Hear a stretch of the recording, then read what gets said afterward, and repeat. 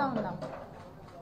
దాదాపు ఈ 9 నెలల కాలంలో కూటమి ప్రభుత్వం అధికారంలోకి వచ్చిన దగ్గర నుంచి రాష్ట్రంలో ఉన్నటువంటి రైతన్నలు నానా ఇబ్బందులు పడతా ఉన్నారు.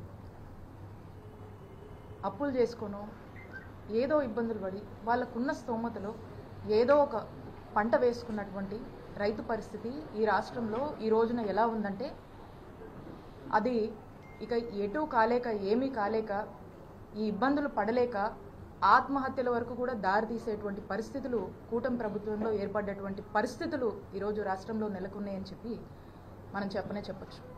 ఎందుకంటే ఈ రోజున మనం చూసినట్టయితే రైతు బాధ మనం వర్ణించలేనటువంటిది. ఈరోజు రైతుకు మనం చూస్తే జగనన్న ప్రభుత్వంలో రైతుకు మిర్చి పండిస్తే ఎంత వచ్చేదండి? 25,000 నుంచి 28,000 వరకు వచ్చేది. ఈ రోజున పరిస్థితి ఏంటి? 10,000 నుంచి 12,000 వరకు వస్తుంది. రైతు పరిస్థితి ఏంటండి? అప్పులు చేసుకొని నానా ఇబ్బందులు పడుతూ పంట వేసుకున్నటువంటి రైతు పరిస్థితి ఏంటి? గతంలో చూసుకున్నట్టయితే జగనన్న ప్రభుత్వంతో పోలిస్తే ఇప్పుడు సగానికన్నా తక్కువ రేటు ఈరోజు రైతుకు అందుతుంది. ఏ పంట వేసుకున్నా సరే నష్టం.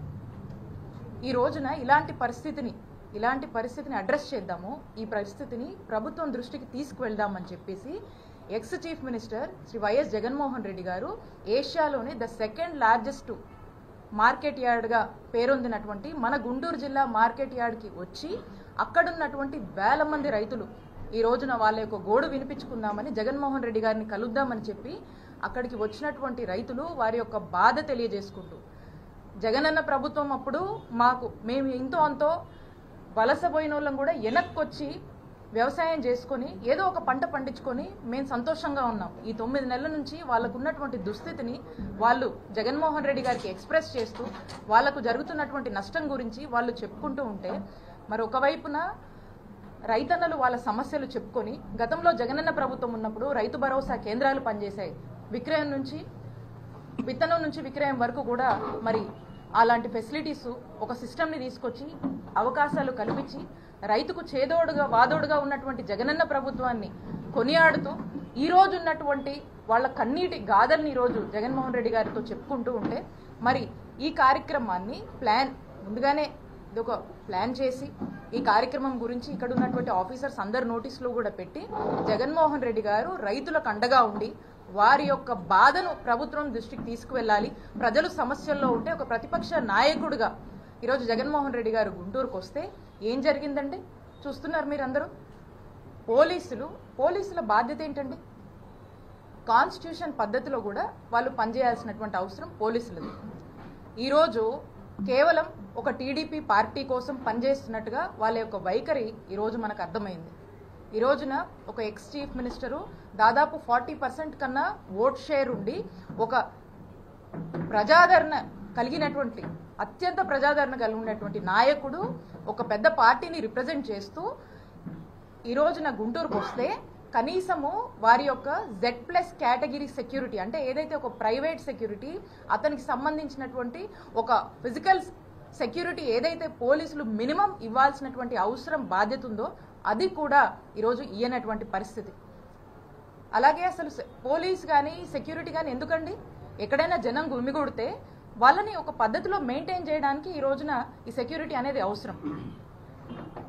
లా అండ్ ఆర్డర్ కంట్రోల్లో ఉంచడానికి ఇవన్నీ కూడా మెయింటైన్ చేయడానికి అవసరం. ఒక విఐపీ ఈరోజు వచ్చినప్పుడు Z+ కేటగిరీకి సంబంధించినటువంటి సెక్యూరిటీ ఇవ్వాల్సినప్పుడు కనీసం అతని గురించి కానీ ఏదన్నా తొక్కిసలాటనో లేకపోతే ఏదైనా ఇంజురీ జరుగుతేనో లేదా సెక్యూరిటీ లేదని ఈరోజు మా లీడర్కి ఏదైనా హామ్ జరుగుంటే ఎవరిది రెస్పాన్సిబిలిటీ? ఎవరు తీసుకుంటారు ఈ రెస్పాన్సిబిలిటీ? ఇక్కడ ఏమీ లేదు అని చెప్పేసి ఏదైనా జరుగుంటే who is responsible for this? Is this not the responsibility of the police అని మేము ప్రశ్నిస్తా ఉన్నాం. ఈరోజు జరగకూడదు నిన్న జరిగితే స్టాంపేడ్ అని రాస్తారు, మాట్లాడతారు. మరి ఈరోజు ఏమన్నా తొక్కిసలాట జరిగి ప్రజలు ఇబ్బంది పడి ఉంటే ఈరోజు వేల సంఖ్యలో తరలి వచ్చినటువంటి రైతులకు ఏదైనా ఇబ్బంది జరిగి ఉంటే ఏదైనా ఇంజురీస్ జరిగి ఉంటే ఈరోజు ఏం జరిగి ఉండేదండి? దీని బాధ్యత ఎవరు తీసుకుంటారు?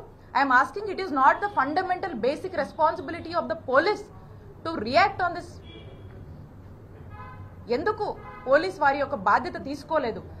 I demand the SP, DIG గారు, ఐజీ గారు, డీజీపీ గారు దీని మీద ఎక్స్ప్లెనేషన్ ఇవ్వాలి. మీరు ఎందుకు ఒక ఎక్స్ చీఫ్ మినిస్టర్ ఈ రోజు టూర్కి వస్తే ఒక ముందుగానే ఒక షెడ్యూల్ ఇచ్చి ఒక టూర్కి వస్తే ఎందుకు where you expecting some harm would have to happen to them or some stampede if something would have taken place, who is responsibility?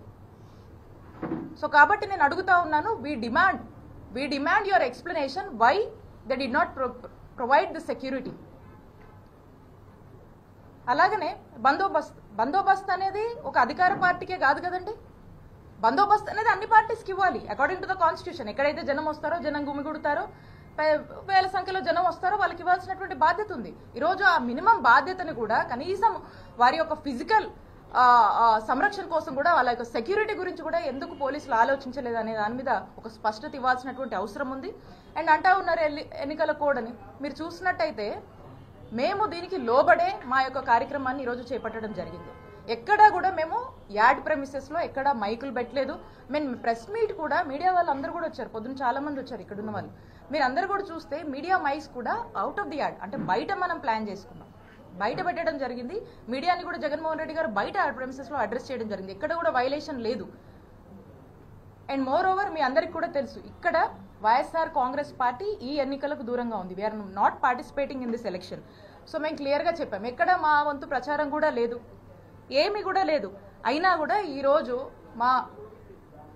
మా మాజీ ముఖ్యమంత్రి గారు జగన్మోహన్ రెడ్డి గారు టూర్కు వస్తే మరి ఇంత అలసత్వం వహించినటువంటి పోలీసుల విషయంలో ఖచ్చితంగా మేము దీన్ని న్యాయ పోరాటం చేస్తాము. దీని న్యాయస్థానాన్ని కూడా మేము ఫ్యూచర్లో మేము ఖచ్చితంగా ఆశ్రయిస్తాము. దీనికి ఎక్స్ప్లెనేషన్ ఇవ్వాల్సినటువంటి బాధ్యత ఈ అధికార పార్టీకి సంబంధించినటువంటి కుటుంబ ప్రభుత్వానికి సంబంధించినటువంటి ఉన్నటువంటి హైయర్ అఫీషియల్స్ ఎవరైతే ఉన్నారో పోలీస్ వారికి మేము డిమాండ్ చేస్తున్నామో మీరు ఖచ్చితంగా దీన్ని ఎక్స్ప్లెనేషన్ ఇవ్వాల్సినటువంటి బాధ్యత మీ మీద ఉంది.